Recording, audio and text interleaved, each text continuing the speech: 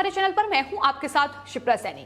बंगाल से बड़ी खबर है। नारदा स्टिंग केस में सीपीआई ने बंगाल की मुख्यमंत्री ममता बनर्जी पर शिकंजा कसा है। इसी के साथ बंगाल सरकार के कानून मंत्री और टीएमसी के नेता कल्याण बनर्जी के खिलाफ भी कोर्ट में अर्जी दायर की गई है। तो नारदा स्टिंग केस में लगातार सीपीआई एक्शन में है। बंगाल में लगातार राजनीतिक बवाल मचा हुआ है और अब सीबीआई ने बंगाल की मुख्यमंत्री ममता बनर्जी पर एक्शन लेते हुए उनके खिलाफ कोर्ट में अर्जी दायर की है। आपको बता दें 17 मई कोलकाता में जो सीबीआई का दफ्तर है उसके परिसर में ममता बनर्जी ने जमकर बवाल काटा था। ममता बनर्जी अकेली नहीं थी बल्कि उस वक्त उनके साथ बंगाल सरकार के कानून मंत्री और सांसद कल्याण बनर्जी भी मौजूद थे। इन्हीं तीनों पर अब सीबीआई ने कड़ा शिकंजा कसा है। इन तीनों के खिलाफ कोर्ट में अर्जी दायर की गई है। तो मुश्किलें लगातार ममता बनर्जी की बढ़ रही हैं। सीबीआई ने जो अर्जी दायर की है उसमें ममता के आचरण पर सवाल उठाए गए हैं। सीबीआई ने अपनी अर्जी में ये कहा है कि सोमवार को जब वो टीएमसी नेताओं को अपने दफ्तर लेकर आई थी तो ममता बनर्जी सहित जो सांसद हैं कल्याण बनर्जी, उन्होंने उनके कामकाज में बाधा बनने की कोशिश की और यहां तक कि सीबीआई के अफसरों पर भी दबाव बनाने की कोशिश की गई। इतना ही नहीं, सीबीआई ने अपनी अर्जी में यह भी आरोप लगाया है कि परिसर में कल्याण बनर्जी ने जांच एजेंसी के अधिकारियों के साथ दुर्व्यवहार भी किया। तो यही मामला है जिसको लेकर अब सीपीआई ने ममता बनर्जी, कल्याण बनर्जी और कानून मंत्री मलय घटक पर ये जो केस है, ये याचिका है, ये दायर की गई है। आपको बता दें कल्याण बनर्जी पर अफसरों के साथ बदसलूकी का आरोप और इसके साथ ही ये भी कहा गया है कि सीबीआई दफ्तर को जिस तरीके से घेरा गया और पथराव आगजनी टीएमसी के समर्थकों की ओर से की गई उसको लेकर भी उस अर्जी में तमाम आरोप लगाए गए हैं। तो जाहिर तौर पर सीबीआई ने नारदा स्टिंग केस में जो टीएमसी के 2 मंत्री, एक विधायक और एक एक्स मेयर पर कार्रवाई की थी, उस सिलसिले में उन्हें गिरफ्तार भी किया गया। लेकिन उनकी गिरफ्तारी के विरोध में ममता बनर्जी सीबीआई दफ्तर पहुंच गई और वहां जमकर बवाल उनकी तरफ से काटा गया। 6 घंटे तक वो सीबीआई दफ्तर के परिसर में मौजूद रही और अधिकारियों के काम में बाधा डालने की पुरजोर कोशिश उनकी तरफ से की गई। ममता बनर्जी का दरअसल ये कहना था कि अगर उनके मंत्रियों पर कार्रवाई की जा रही है तो उन्हें भी गिरफ्तार किया जाए। हालांकि 6 घंटे के बाद खाली हाथ उन्हें सीबीआई दफ्तर से लौटना पड़ा।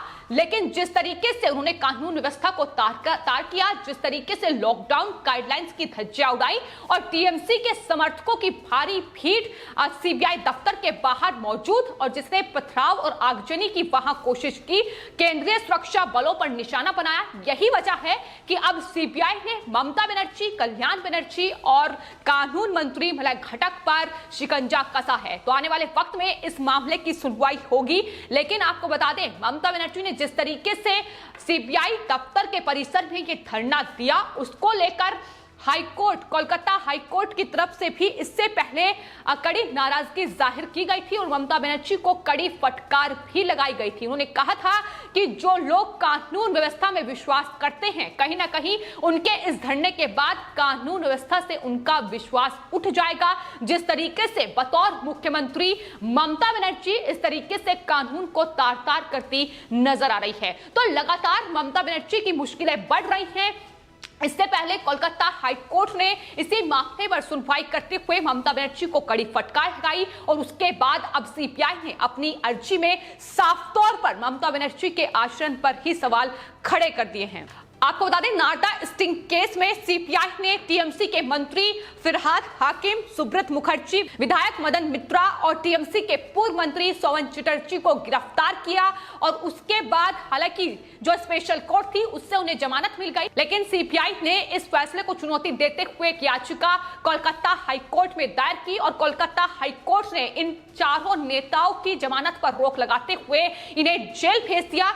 जाहिर तौर पर यह पूरा मामला बेहद गंभीर है। जिस तरीके से टीएमसी के इन नेताओं पर घूसखोरी का ये आरोप लगा है, लेकिन सीबीआई पर किस तरीके से बंगाल में दबाव बनाया जा रहा है, उनके अफसरों पर दबाव बनाया जा रहा है, उनके साथ दुर्व्यवहार किया जा रहा है, बदसलूकी उनसे की जा रही है, जिसको लेकर सीपीआई के अधिकारियों ने साफ तौर पर कहा है कि दूसरे कोर्ट में इस मामले को ट्रांसफर किया जाना चाहिए। चूंकि कोलकाता में इसकी जांच संभव नहीं है। जिस तरीके के माहौल फिलहाल पश्चिम बंगाल में बना हुआ है, तो सीबीआई नारदा स्टिंग केस में जरूर एक्शन ले रही है, लेकिन कहीं ना कहीं ममता बनर्जी और उनकी पार्टी के गुंडे जिस तरीके से गुंडागर्दी पर उतरे हुए हैं, उस बीच सीबीआई के अधिकारियों के लिए इस मामले की जो जांच है वो बेहद मुश्किलों भरी हो गई है, क्योंकि खुद मुख्यमंत्री जब इस तरीके से कानून व्यवस्था को तार-तार कर रही है, इस तरीके से संविधान की जो शपथ उन्होंने अब बतौर मुख्यमंत्री के रूप में ली थी, उसको किस तरीके से वो नजरअंदाज करते हुए सीबीआई दफ्तर में जमकर बवाल काटा उन्होंने बतौर मुख्यमंत्री, अगर वो इस तरीके से तमाम चीजें करती नजर आती है तो अंदाजा लगाया जा सकता है कि आखिर बंगाल में क्या हालात बने हुए हैं। जाहिर तौर पर तमाम बड़े आरोप उन्होंने केंद्रीय जांच एजेंसी पर भी लगाए, उनके अधिकारियों पर भी लगाए, लेकिन फिलहाल सीबीआई ने अब एक्शन ले लिया है। 4 बड़े नेता टीएमसी के जेल में हैं और आने वाले वक्त में कोलकाता हाईकोर्ट इस पर सुनवाई करेगी, लेकिन ममता बनर्जी की मुश्किलें भी बढ़ चुकी हैं। जिस तरीके से उन्होंने सीबीआई दफ्तर में पथराव और आगजनी टीएमसी के गुंडों ने की, और कहीं ना कहीं जो बढ़ावा है वो ममता बनर्जी की तरफ से उन्हें मिलता रहा है। हिंसा लगातार जिस तरीके से पश्चिम बंगाल में हो रही है, उसमें भी ये साफ तौर पर देखा गया है कि कहीं ना कहीं ये सत्ता नियोजित एक हिंसा ही है। सत्ता संरक्षण जो है वो टीएमसी के इन गुंडों को मिला हुआ है, जिसका नतीजा अब इस तरीके से हिंसा के रूप में देखने को मिल रहा है, जिस पर ममता बनर्जी और उनका प्रशासन कोई भी एक्शन लेता नजर नहीं आ रहा है। तो फिलहाल नारदा स्टिंग केस की जांच कहीं ना कहीं बंगाल सरकार के लिए अब मुश्किलों भरा वक्त शुरू हो चुका है। जिस तरीके से उनके तमाम नेताओं के नाम इस पूरे केस में सामने आए हैं, फिलहाल 4 नेताओं पर शिकंजा सीबीआई ने कसा है, लेकिन ये लिस्ट बेहद लंबी चौड़ी है और यही वजह है कि ममता बनर्जी और उनके तमाम नेताओं की कोशिश ये है कि किस तरीके से इस केस की जांच को रोका जाए, किस तरीके से काम में बाधा डाली जाए। हालांकि सीबीआई का यह कहना है कि इस पूरे मामले की जांच होगी, लेकिन दूसरे कोर्ट में इस मामले को ट्रांसफर किया जाना चाहिए। फिलहाल कोलकाता हाईकोर्ट का फैसला, जमानत पर रोक लगी गई और उसके बाद इन 4 नेताओं को जेल भेज दिया गया। कल्याण बनर्जी और कानून मंत्री मलय घटक पर अब दर्ज हुई है, उसकी सुनवाई भी आने वाले वक्त में होगी, लेकिन फिलहाल जिस तरीके का नजारा सीबीआई दफ्तर के बाहर 17 मई को देखने को मिला वो जाहिर तौर पर चिंताजनक है। खुद राज्यपाल जगदीप धनखड़ की ओर से कई बार इसको लेकर चिंता जाहिर की गई है। आपको बता दें, न सिर्फ टीएमसी के गुंडे इस तरीके की गुंडागर्दी पर उतरे हुए हैं, बल्कि खुद टीएमसी के नेता ऐसे हैं जो लगातार राज्यपाल के लिए आपत्तिजनक शब्दों का इस्तेमाल कर रहे हैं, जो केंद्रीय सुरक्षा बलों को घेर रहे हैं, केंद्रीय जांच एजेंसी पर सवाल उठा रहे हैं। लेकिन इसकी शुरुआत ममता बनर्जी की ओर से ही पश्चिम बंगाल में की गई। चुनाव प्रचार के वक्त उन्होंने केंद्रीय सुरक्षा बलों पर सवाल खड़े किए, जिसका नतीजा यह हुआ कि उसके बाद केंद्रीय सुरक्षा बलों को निशाना बनाया गया और यह निशाना बनाने की जो कोशिश है वो अभी भी जारी है। चुनाव खत्म हो चुके हैं, ममता बनर्जी एक बार फिर से सत्ता में वापसी कर चुकी है, लेकिन बंगाल की तस्वीर बदलती नजर नहीं आ रही है। हिंसा की वही वानगी हर रोज पश्चिम बंगाल में देखने को मिल रही है, जब केंद्रीय जांच एजेंसी के काम में बाधा डालने के लिए भी इन टीएमसी के गुंडों का इस्तेमाल ममता बनर्जी कर रही हैं।